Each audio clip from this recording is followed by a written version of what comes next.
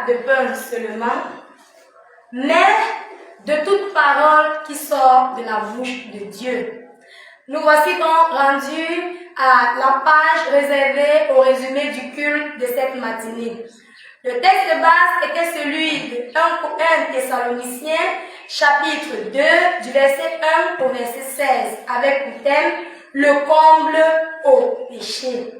Le comble a été défini par le prédicateur comme étant le degré le plus élevé, ce qui dépasse la mesure ou encore le point culminant. Chrétien comme pasteur doit éviter de mettre le comble à son péché, car dès que le comble est atteint, le chemin retour n'est plus possible. Comment donc mettons le comble à ses péchés?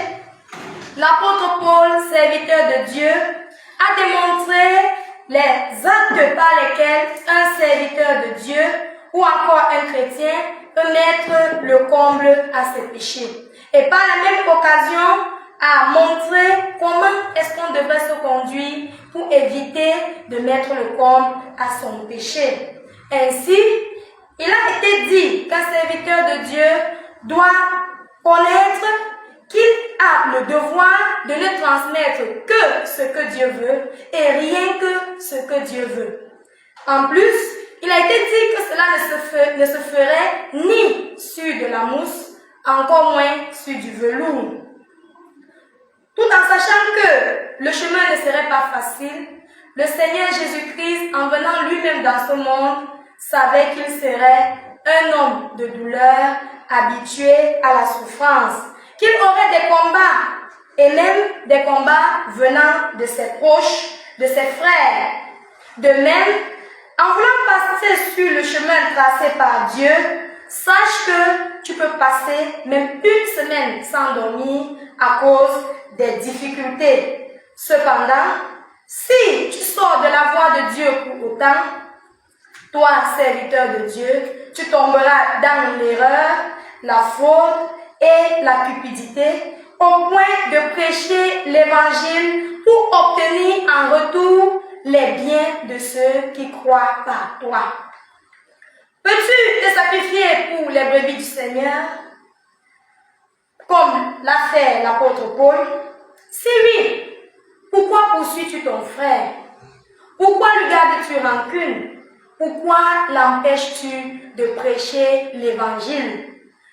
Tous ceux qui ont persécuté Paul et ses compagnons ont progressé dans le mal jusqu'à mettre le comble à leur péché.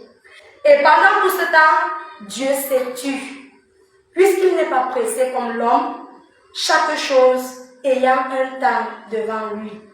Chaque chose ayant son temps. Il n'est donc pas pressé, car il tient compte de chaque péché que l'homme commet et le tient pour coupable jusqu'à ce que le péché soit lavé.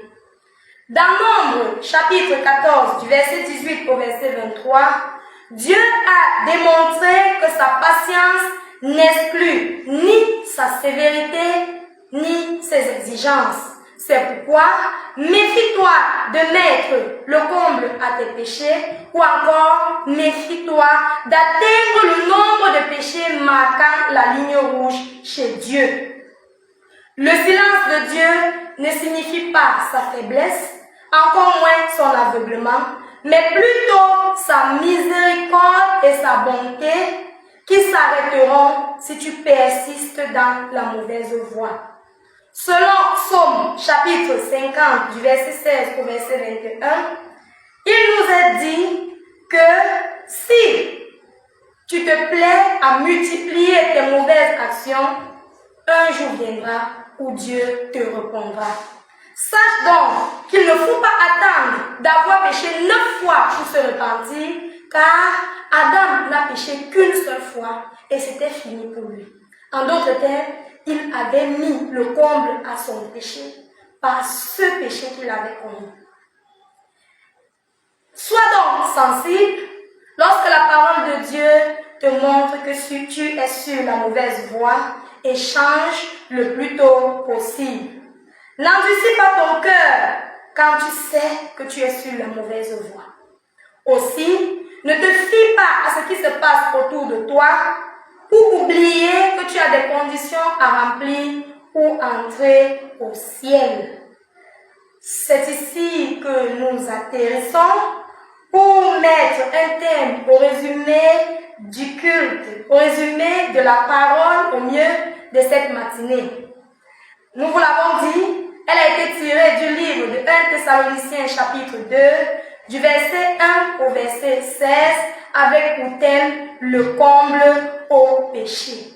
Souvenez-vous aussi, l'homme ne vivra pas de pain seulement, mais de toute parole qui sort de la bouche de Dieu. Sur ce, bonne dégustation et à dimanche prochain si Dieu le veut.